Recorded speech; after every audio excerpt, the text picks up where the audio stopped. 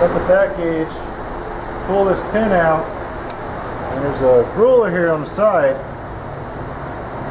Use the piece of sheet metal here to get you in a general spot. Let's say 4 inches, 6 inches, 8 inches. And then you put your pin back in on the hole here.